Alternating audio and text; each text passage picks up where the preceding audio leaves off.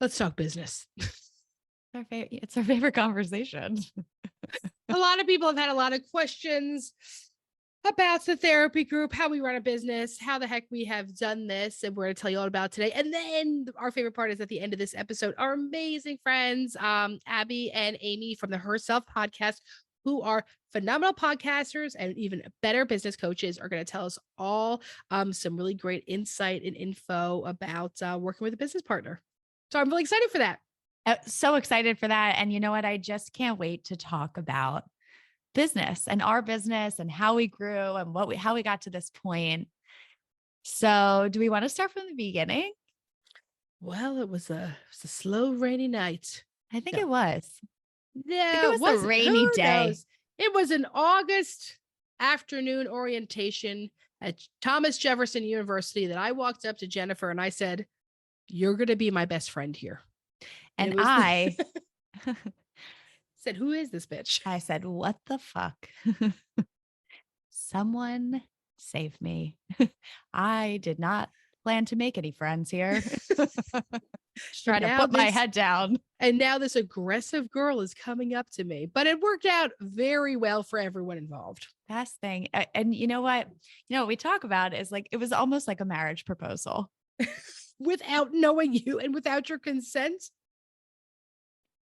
Pretty much. It was almost like Married at First Sight. Did you ever see that? Definitely not. You know, I haven't. You know, definitely I've have seen not nothing. Seen. It was Married at First Sight. Actually, we said we were going to be friends, but at that point we were not opening a business together. Mm-hmm. Right. So Jen went to her undergrad for marketing. I went to my undergrad for psychology, but then you went into marketing. Yes, that I did. Okay, she went to undergrad for psychology. Let's see if I can tell your story. She went to undergrad for psychology and then ended up in luxury marketing in New York City. Yes. 1 year after she graduated undergrad. Yeah. And much to no one's surprise, I think, that did not work for you. New York City in general. And that horrible. If you're someone who is overstimulated by people, don't go to New York City. Bad choice. Okay. And I'm going to tell yours. Yes. You planned to be a teacher and you went to undergrad for human development at Penn State. And then someone who was an MFT went to school for education. School for education, sorry. And then so we don't know each other at all. We don't know each other one bit. This is fun though. We should try doing this more often. And then an MFT from Jefferson came and talked to her class and she was hooked. Not true. Didn't someone from Jefferson something happen? You were like kind of close, right? Okay, so I went to school for education. I did the first half of my student teaching and I say, I got to get out of here. This was a huge mistake. Yeah. All I wanted to do was talk and hang out with the kids. I had no interest in following rules or lesson plans.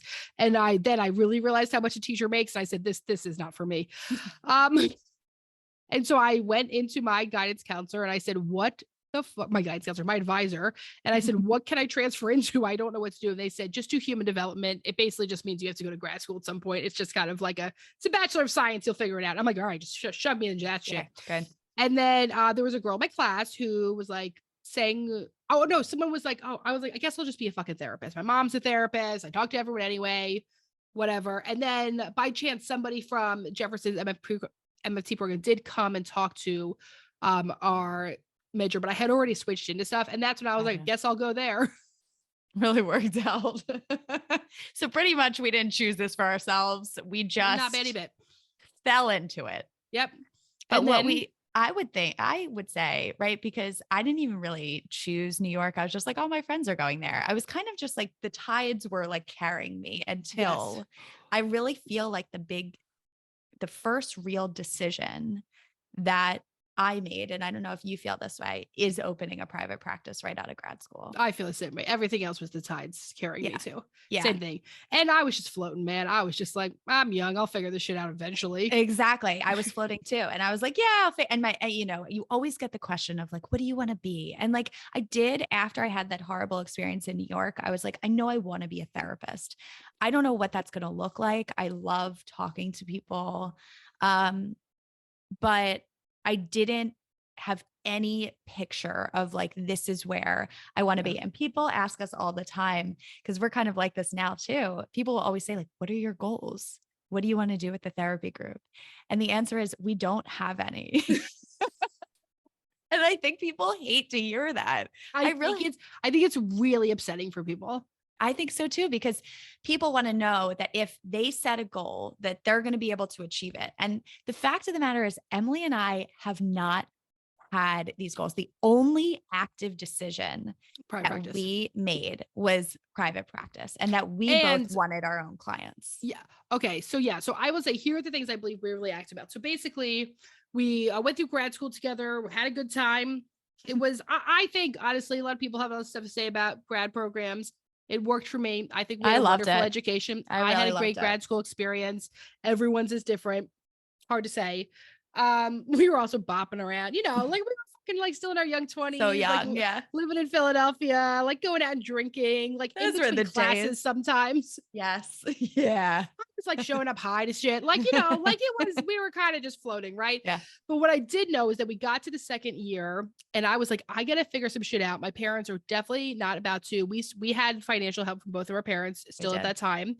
Not a lot, but they were still helping. Yes. And I was like, I am fucked. Like, I am really gonna have to figure some shit out. I'm gonna have to pay some bills soon. We are like, things are about to start working. And we went to this. I had sort of brought up to Jen before, like, I think we should open a private practice. And she was like, I don't know if that's what I want to do. That's the first thing you said to me is, well, I don't know if I want to be in private practice. And I was like, we got to be in private practice. She's like, well, I don't know if I want that. And I was like, no, we have to.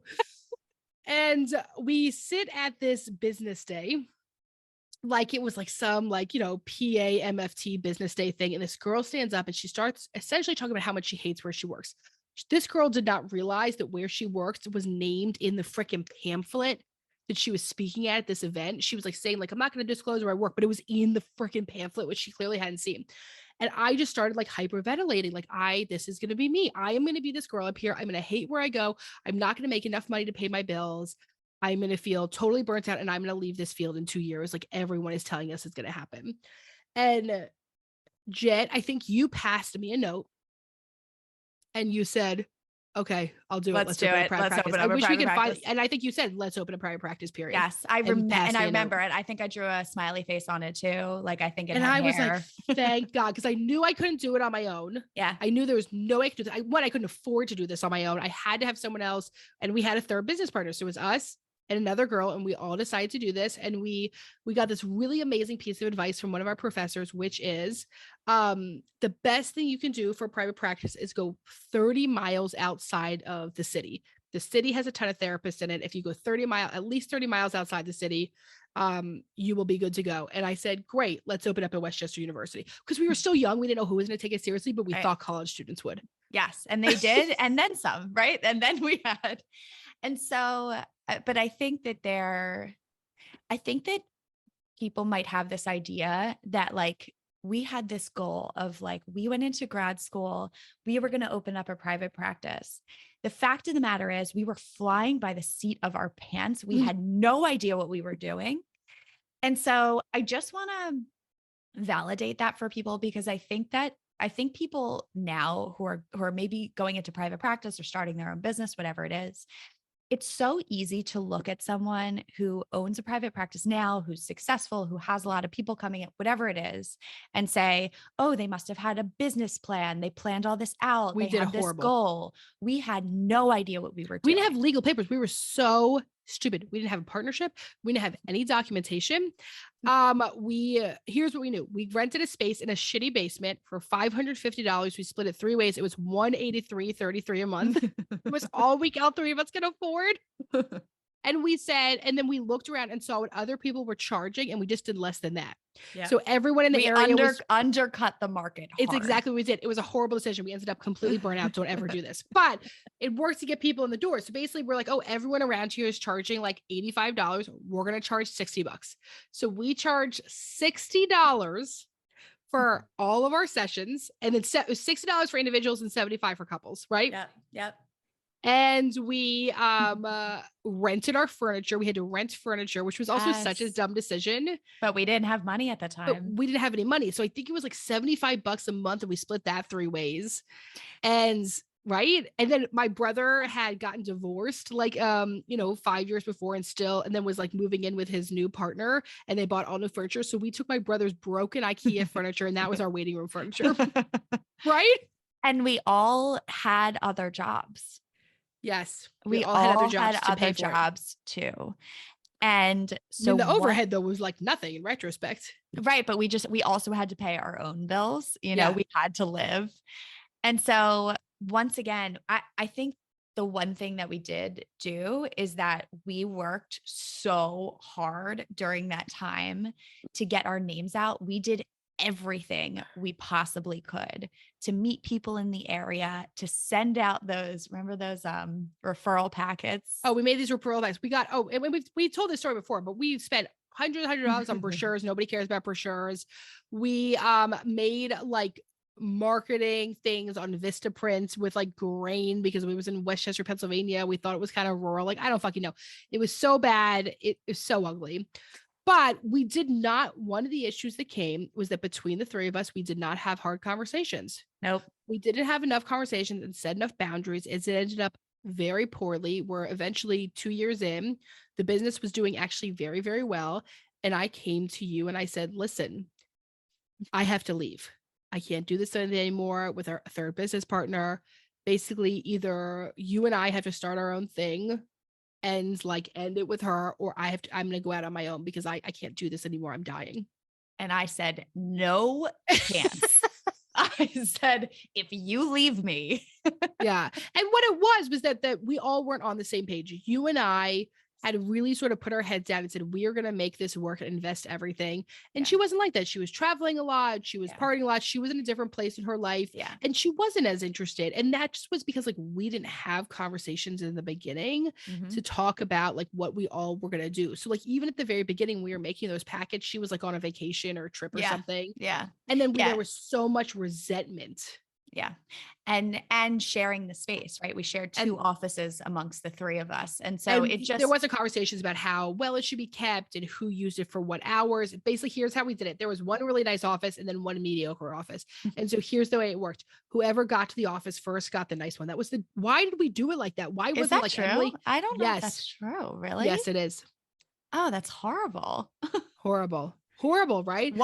So I think also to say the amount of mistakes we made along the way is also important to highlight because once again, people want to go into a business with a business plan and avoiding any mistakes. They want to know that they can avoid mistakes.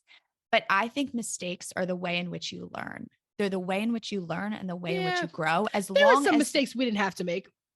Totally. But here's the thing. We say that, but also look where we are now. Great point. Like I would love to say that, yeah, I mean, here's the thing. I think there's certain mistakes we didn't have to make for as long as we were making them. I think we could have been more proactive about certain mistakes. And it took us a long time. It took us a really long time to have a conversation with our third business partner. Emmalee came to me. We probably had the conversation like a year and a half later. Yeah. When I really came. Yeah. No. So I started coming to you. And then the final conversation was where I said like, oh my God. And then there was unfortunately she did something illegal. And then, which honestly is fucked up, but it worked out super well for us because we could be like, okay, now it's 100% done. Yeah. Yeah. So it took us some time, but I just want anyone who's listening, who's thinking about starting a practice, starting a business, working with someone else, that it is okay to make mistakes as long as you learn from them and as long as you grow from them, that you cannot anticipate every possible mistake and not make them, that you cannot grow unless you make mistakes. I think there's such a fear of failure and there's such a fear of mistakes that people end up avoiding them as opposed to moving through them. Yeah. And we just threw shit up against the wall and see what stuck. The thing that we were really great at, which really grew my business, which is if you have a private practice and you want to know, is that we were the most, like, we had complete humility. We offered to take anyone out to get coffee.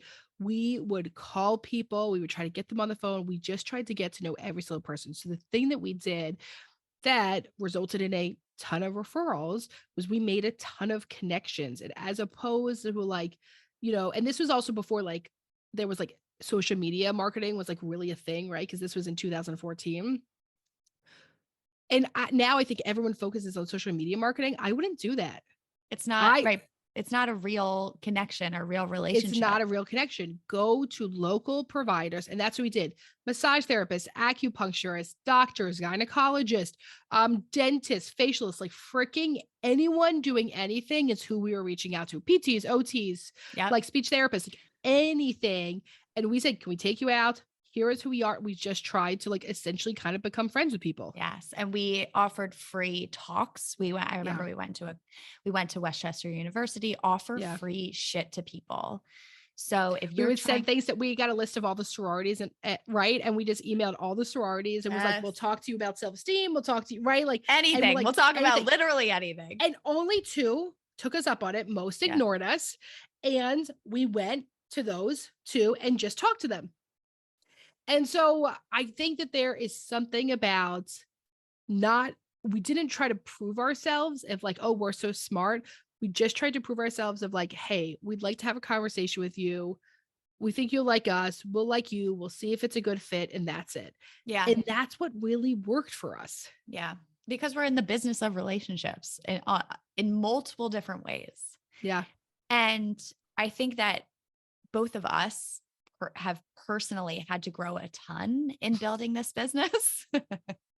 Right? Like, what do you think? What do you think for you was the biggest like growth point? What do you think? How do you think you had to grow the most? I think the thing is that we had one certain business model when we first started to bring someone on, and then we were quickly aware that like it wasn't a financially stable business model the way that we had initially set up, and then we switched, which ended up working out 100% well for every single person involved. But when we first presented it to like the therapist we had, there was like a huge backlash and it was really overwhelming. And I cried myself to sleep like every single night and we felt horrible. And it felt like, yeah. So I think part of it was like having to make hard decisions that also, when it was just the two of us, it was kind of like whatever. But Yeah. when we started bringing other clinicians on, I think it changed everything because you have other people's livelihoods in your hands. Yeah. And so the pressure of that was what was really upsetting. I mean, that's how I felt when everything shut down from COVID. We Yes. sat there and sobbed, and I was like, what if these people can't get paid? It Like, was really right, scary. what is going to happen when we have all these people that work here? Like, is our industry over? Ha ha ha. No, but we were terrified and we were like, oh, the office is closed for 2 weeks. So we painted our office. Little did we know. So I think for me, it was all of a sudden I had been trained to be a therapist, and then you're a manager, and we hadn't been trained in that. So it felt like we failed a lot with that. And there was stuff that I wish we did different and conversations I wish we did differently. But I would say for me, that was like the biggest growth.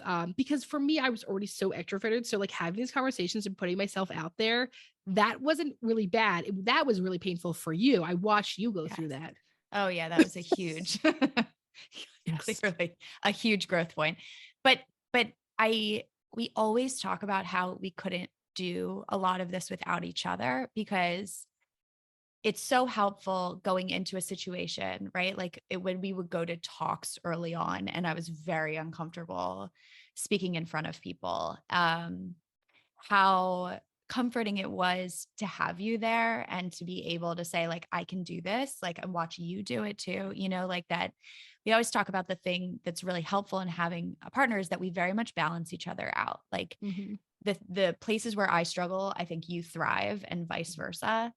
And that it's really helpful to have that balance in our relationship because also we both really struggle too when the business model change and being managers. That's not something that we ever anticipate. And something we very much align on is how much we care about our clinicians and care about other people, that to feel that responsibility is really heavy on the both of us. So I think being able to come together and say, this is really hard, and being able to talk about how hard it was for us personally also helped us move through it in a different way, because it would have been way lonelier to do that alone, right? To be like, Yeah. how do I make this decision? How do I have this conversation? It's so helpful to have someone you're going through it with. And I think that that's a big thing is that, there are a lot of people who start private practices alone.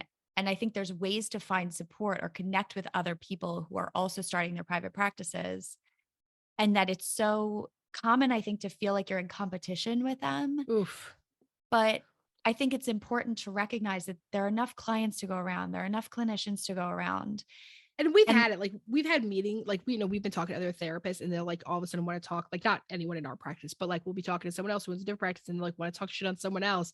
And we're like, oh yeah, like we're really not interested in doing that. Like yeah, the thing you can know is like if you choose to view everyone as community over competition, it will work out for you. Even if it means saying to yourself, like you have to put your scarcity mindset on the back burner and you have to put your insecurities, like you have to really look at yourself and see like, why am I so scared here? yeah.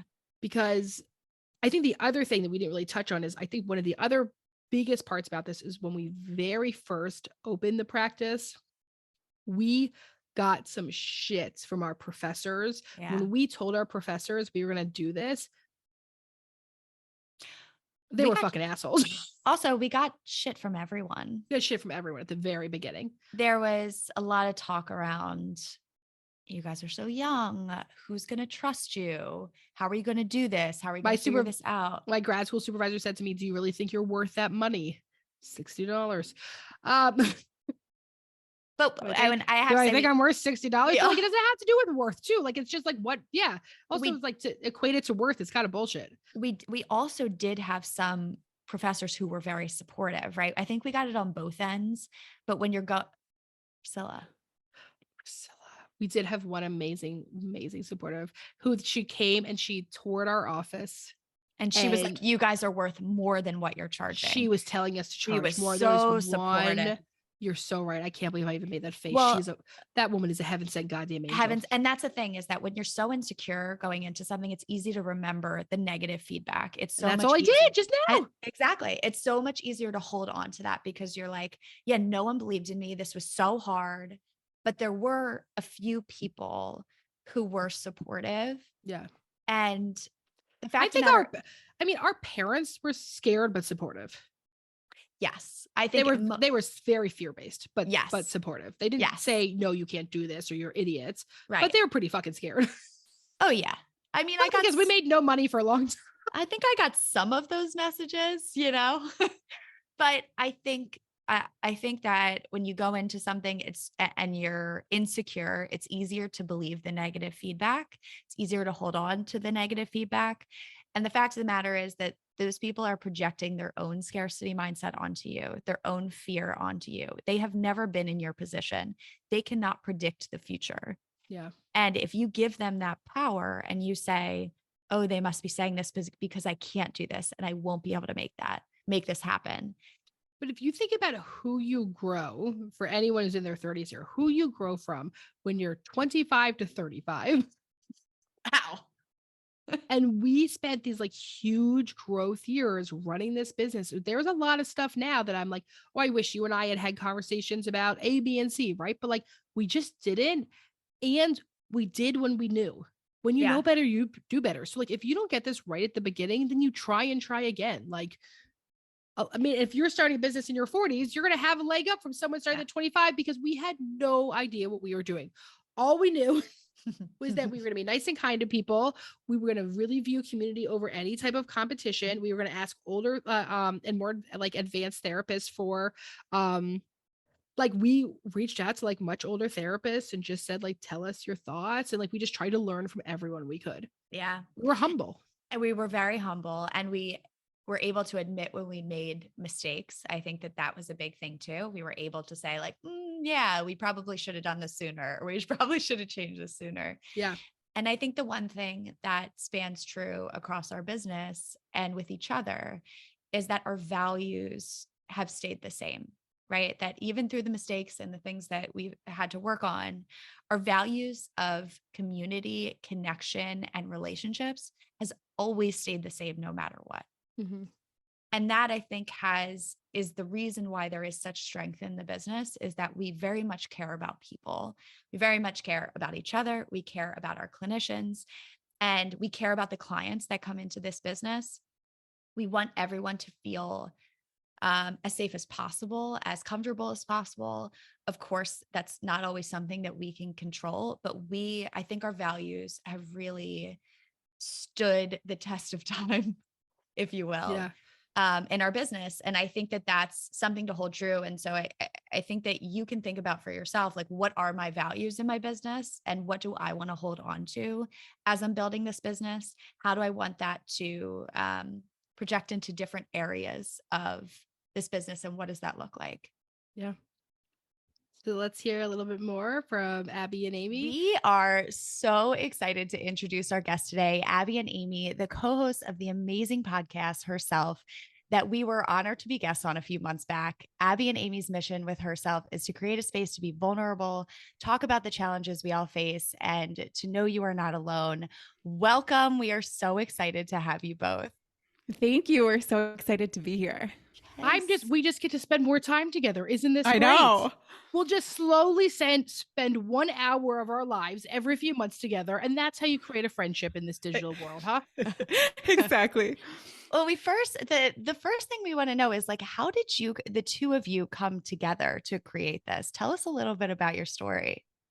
Well, long story short, we met in college, but we were not friends. We were just like acquaintances.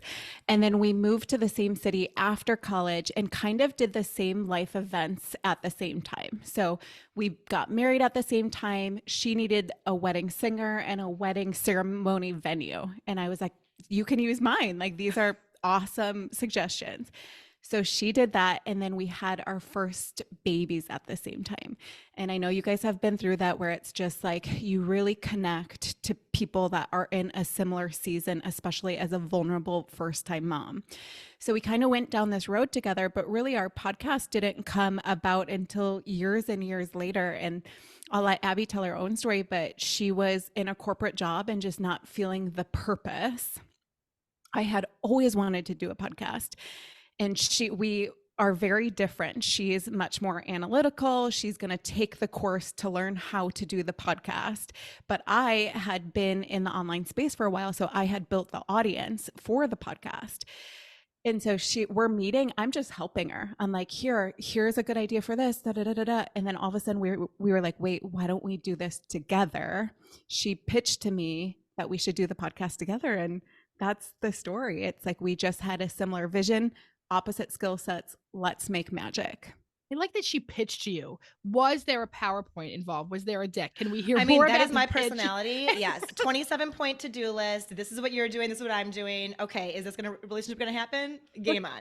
I would like the Shark Tank pitch specifically. Yes. It was, honestly, it felt like a marriage proposal. Like, she did take it very seriously. It was like 6 minutes long.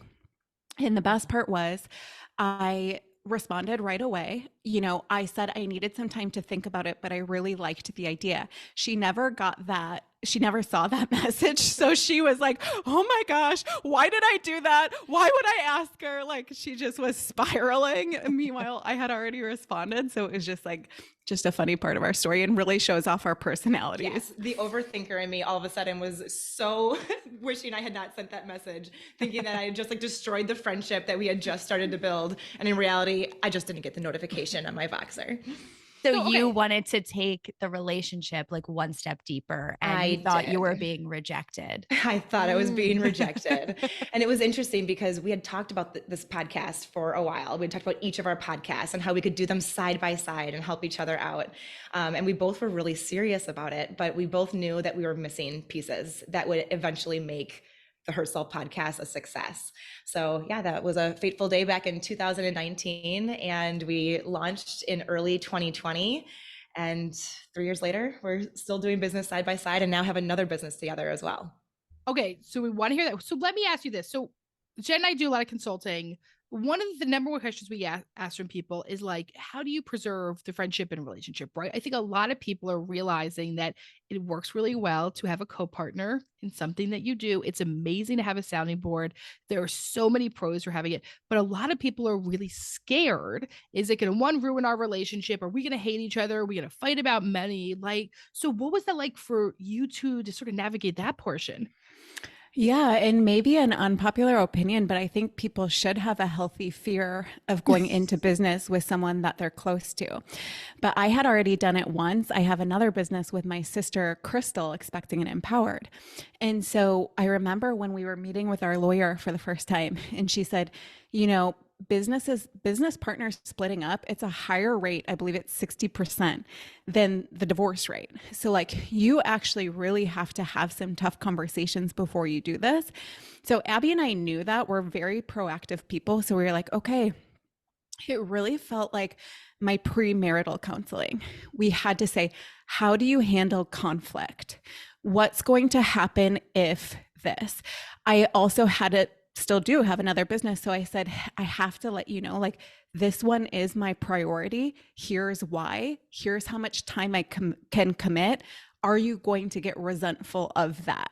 You know, just having really open and honest dialogue before you do it is just completely vital, because I think it's such a romantic idea to like, oh, well, we're already good friends. Like this sounds, I gotta do business with my best friend, but it's like, yeah, and it can bring up a lot of issues, but we've really had from the beginning, we're like, we both have to be really honest with each other. Like we had, you know, a couple months in, just like this rocky patch where Abby was feeling resentful because a lot of her work is like checking boxes and you can see her work and it's like, you know, here's everything I did today. Whereas I'm more in the role of I go get the guests, I come up with the episode ideas, I do a lot of the more visionary creative side of the business, which doesn't have quite as much to show for it. So we just had to have this conversation of like, I feel like you don't appreciate the things that I bring to the business. Here's why I'm feeling this way. It literally is kind of like marriage. And, you know, she was really receptive to that. And so it's like we had that conversation, we both moved through it, you know, we made some changes, and that's kind of how you have to stay very open and honest with each other, I would say, is my main takeaway. Ooh, okay. A few things. Let's take that. I love the idea of healthy fears. The reality is there's some shit we should figure out beforehand. But I love we're talking about intentionality. We're talking about how conscious it was. And when something wasn't working, there was a conversation around it. Jen, you know, that dynamic. Did that sound familiar to you at all? I literally, you're speaking to us. Yes. Exactly.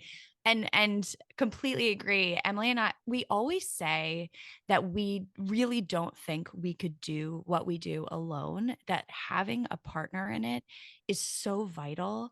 But I do think that part of the reason why our partnership is so successful is because we're both therapists and we know how to communicate with each other. And of course, that doesn't happen overnight. That takes time. But we've also had experiences in our business with another partner that didn't work out. So it absolutely, Yeah, we had a third business partner at the we had beginning. a third business partner.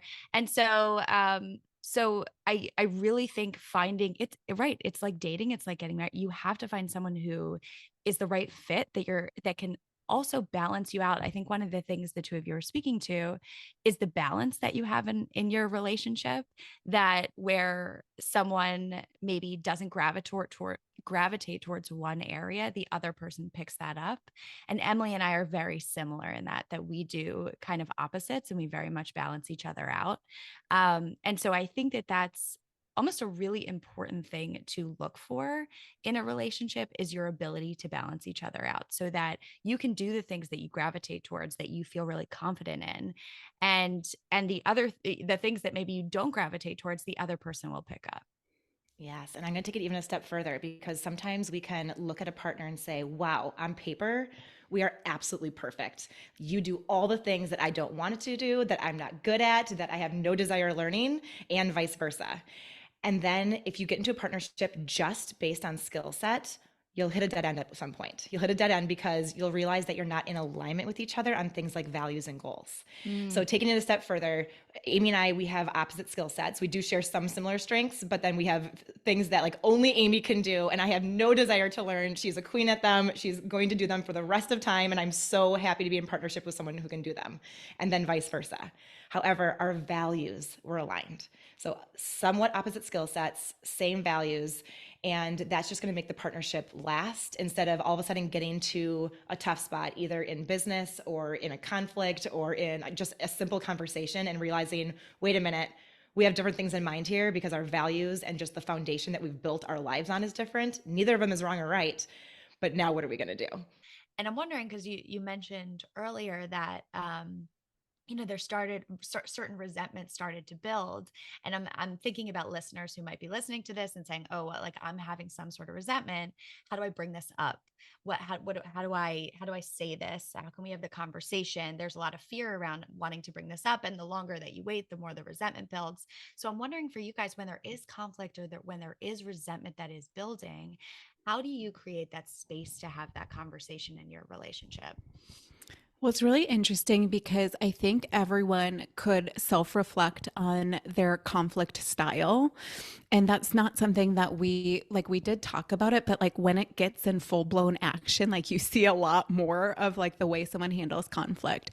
So what we've noticed in our relationship is we're willing to have really tough conversations, but then after the tough conversation, we have two different go-to mechanisms.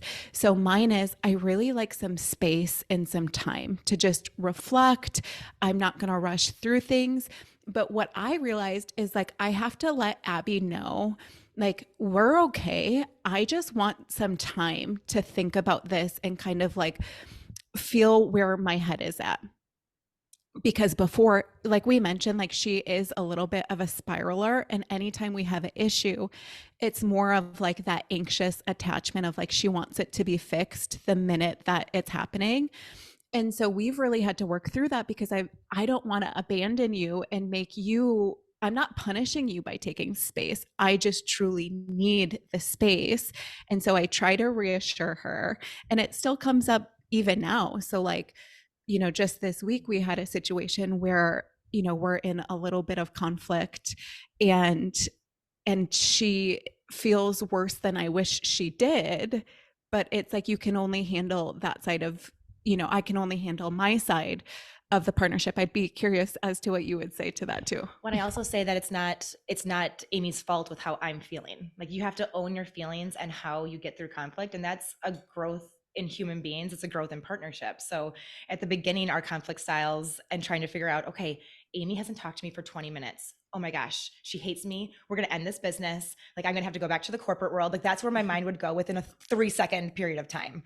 And now it's realizing, okay, she needs space. I still have all these big emotions. That's on me. What do I need to do in this moment? But I think that just figuring out where you are in the relationship and then where you are, it's kind of like love languages, right?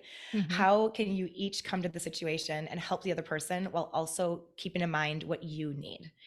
And I think from the start, I mean, you guys talk about this too, the start of the conversation can also lead to how the conversation is going to end. So if you come in with fire because you have fire in your heart and you want to say all these things, it might not end as well as if you just take a breather, go in with what you need to say, respecting them, respecting yourself, because both sides need that respect. Well, and I love it. I love we're talking about of like, part of this is self-accountability, and the other part is intuitive nature, and also saying to someone, hey, I know you're a spiral because when I study you and I study myself, I'm able to best support us, right? This idea of like, yes, someone else. I'm someone who's like, this is Jen and I, right? So like Jen won't answer me and I'm like, she's mad because I did this thing, and she's like out to fucking dinner. Like, no, like she just is like not on her phone for 5 minutes, and I'm like, nah. But like in my partnership, in my marriage, my husband is way more anxiously attached than I am, and it's really hard for him to like sit in the discomfort. And so these really small little gestures of less. We got this huge fight yesterday, and yesterday at the end of the night, I said, I guess we'll try again tomorrow. Guess we'll just start again tomorrow. That's what you do in relationships, right? You're like, I guess we just do it again and we'll set reset. And my partner was like, thank you so much for saying that. So this really small thing for me was really big for him. And it also was that I didn't have to soothe and settle him. That was his responsibility to do. But like just the self-awareness that you've both gained, it sounds like you can really do that. And that's what makes relationships work. That's what people are confused at. They think it's all the other shit. And the thing that I love that you guys started with is that when you first started this business, it was almost like a marriage proposal, because it is a marriage. It is very much a marriage. And, you know, when you think about conflict in your marriage and you think about conflict with your business partner, right, where there's something that binds you together, and it's marriage or your business. And so there's a lot of fear of like, if this doesn't work out, if we're not able to communicate through this, what happens to the business, right? What happens to the marriage? And so to think about it, when you are going into a business partnership, as this is a marriage, we're making a commitment to each other, right? But you know, we talk a lot about contracts in marriage, and how important it is to kind of talk through that contract, the emotional contract of it, that just as you would do that in your marriage, you would also want to do that in your business partnership. Absolutely. Like we've always done things like we had our operating agreement in place, and like you're literally signing that. It's like it's a very serious thing. So, yeah, we coach people that are starting businesses. Like that's our other business. And what we see a lot is people that are wanting to go into business together. They're actually kind of doing it from a fear-based idea of like, I'm scared to be the face of something, so like why don't I get with Jen and then like she can be the face of it, you know? And so we really push them to think about it more of like, no, why are you actually wanting to do business with someone? So yeah, I think it's as serious as it is. Same with marriage. I don't think people are asking themselves all the hard questions that they have to ask themselves before they sign on that line. Okay, so we have two big questions for you both today. When it comes to business, are you ready? Let's Or do two it. listener questions. Okay. What is your best piece of advice for going into business with a friend? We started a business this past August and things are so new and exciting now, but I worry about further down the road when the inevitable disagreements arise because I'm very conflict avoidant, but know that conflict is bound to come up. Did you have any words of wisdom or a pep talk? Yes. Excuse me there. Establish your roles right away from the beginning. And it's your roles in business, and it's also your roles outside of business. How is that friendship going to continue to go? Because, and we mentioned it before, but so many people go into business with this idea of what it could be, and they don't realize what it actually will end up being. And I mean, Amy and I, we were friends when we started, and we are closer friends after a year, and now we are best friends from the partnership. So we are telling you also that your friendship can grow as your business grows, which is a really, really cool thing to see. There's a book called Rocket Fuel. So Amy has the visionary. That's her role in our business. And then mine is the integrator role. And not every single business partnership will have like a clear cut, this is exactly what you're doing. But I did find that the book Rocket Fuel did help just with establishing and also understanding where the other person's coming from, understanding that Amy needs the space to be creative, doesn't need that 27-point to-do list that I just thrive on, and people with my personality and in my role, it's a really good thing. So just because it works for me, it's not going to work for her. And knowing that and going forward with it. So I just think right from the start, figuring those things out is probably one of the best. I would say just within her question, she already had an answer of she already knows she's conflict avoidant. Okay. So what we know is that that can cause a lot of resentment. So I think just the self-awareness of like, okay, I know I'd rather avoid conflict, but I know the end game in that is that I could get resentment. It's like, you have to tell yourself, this is going to be uncomfortable and I still need to do it. So both of us have worked through because we all bring a past to whatever we're doing right now. So she really already knows her tendency. And I think that's already a huge step. And for her partner to also know, maybe have this conversation before you guys get to a conflict. Say like, hey, I tend to be really conflict avoidant and I get really nervous. How do you handle conflict? And then they can have that conversation so that you can be like, in a very nice, healthy way. Like, Abby, you're doing that thing where you seem like you're shutting down right now. But I think it's really important that we have this conversation. Oh, I Oof, love those so pieces. good. That book that you read, so was that something you guys did, was figure out roles beforehand, or was that something you integrated later? I know it was later. It was a couple months in, and my life coach actually recommended it to me prior. And I'm like, yeah, another book on roles. I don't need to read this one. And then I'm like, hold on, this is the book that I need to read in order to keep a friendship alive while also keep a business growing. But I also like what you're talking about, because I'm sure there's a lot of people listening to this that are like, we started this business and we didn't do any of this. Yep. Mhm. I love what you're saying is like, you can actually implement these changes at any time, read the book at any time, start at any time. If you did not do this beforehand, you get to reset those boundaries at any time. And like, what a cool thing to say is like, oh yeah, we did that too. Yes. And I also encourage you to continue to do that. So like we said before, don't just sign the agreement and be like, we're good. We're good for the Yes. next 10 years of business partnership. No, it's a constant conversation. If you see your partner starting to get into a different season, are you going to follow them into that season? Where can you support them in that season? I mean, all of it. It's so People important. do that in marriage. Don't you think so It's many the people same- enter it's into so marriage? much. Yes. The amount of people I hear, they're like, well, we're married. What's the big deal? And I'm like, oh my Lord. Oh no. Because you don't just want to survive in it. You don't want to survive in your marriage. You don't want to survive in your business partnership. You want to be someone who's thriving and feeling like your other partner is also thriving. And that does mean making some small changes. It does making some small tweaks.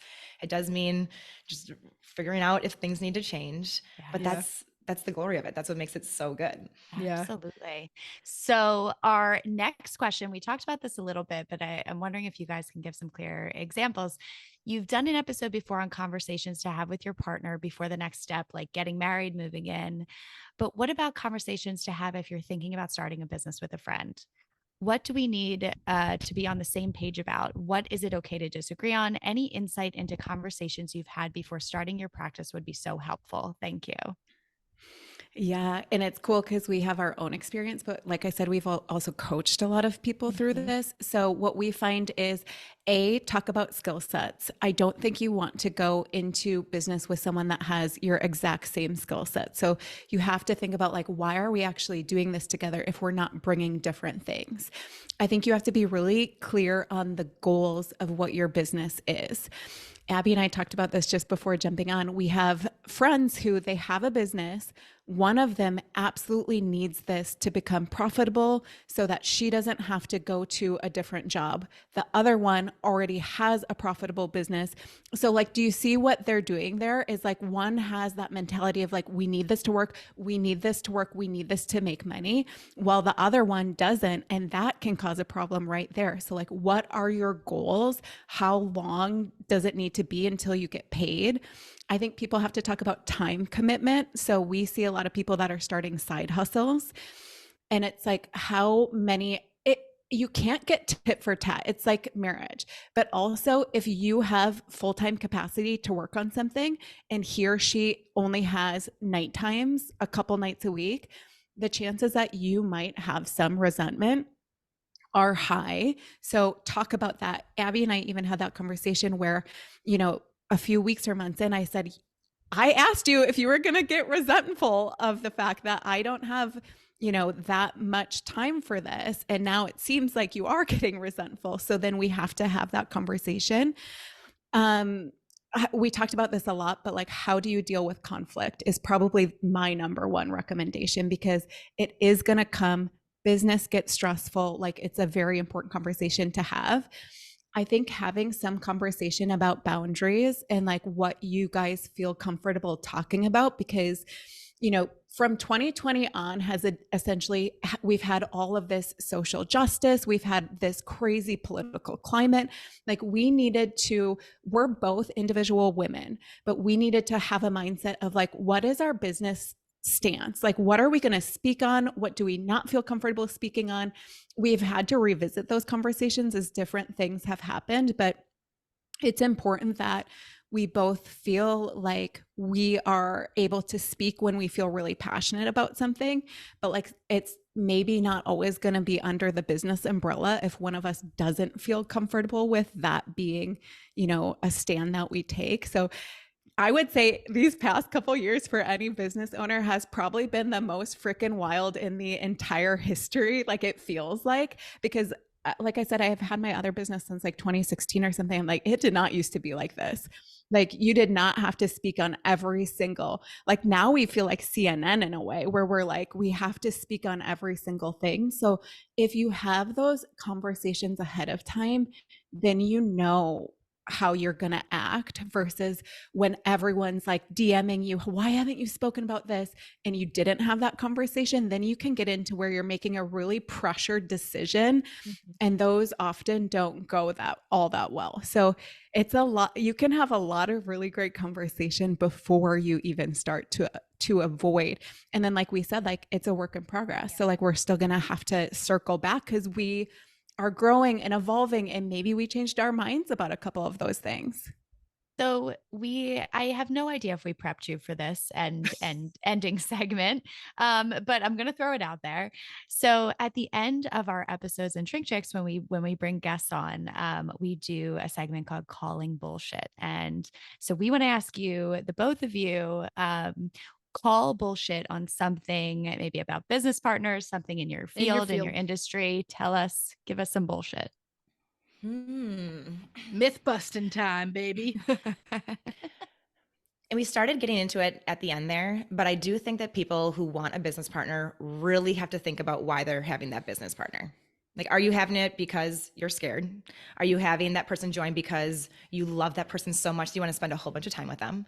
Are you having that person join because they have a different skill set but equal values? Like, why are you having that person come on? Because I think that partnerships are incredible. We've talked a lot on this podcast about how incredible partnerships are, how we couldn't do a lot of what we can do with a partner.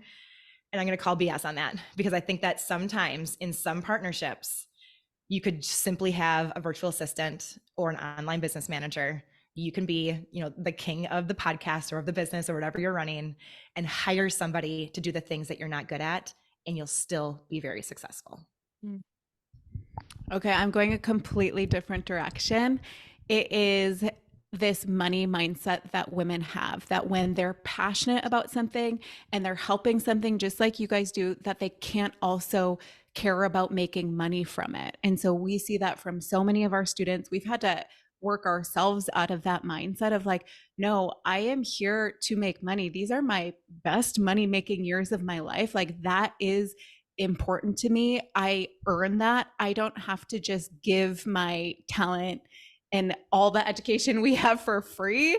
So like, I think that that's a thing that I see in the online space is that women aren't always happy for women to become successful and to make money and to own it and say like, that's actually a desire. I want to be able to support my family and here are my goals. So I think that that's a really interesting thing we see a lot of our students struggle with is like, I'm so passionate about it. But here's the thing I would like to say is like, I know what I do with my money. And it is women are far more generous. We give to good causes. We do much better things than men do. So it's like, go out there and claim that that's what you want to do. You don't have to necessarily tell the public like I am, but I do think there's this whole shift of like, nope, I actually know that I can do a lot of good in this world with money.